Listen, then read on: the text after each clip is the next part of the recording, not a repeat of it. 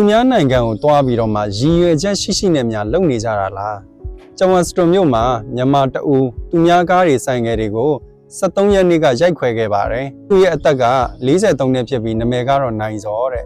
နိုင်စောမှာဘာအထောက်ထားတစ်ခုမှမရှိဘူးလို့လည်းသိရတယ်နိုင်စောဟာရိုက်ခွဲခဲ့တော့ကစေးသုံးထားတယ်လို့သိရပြီး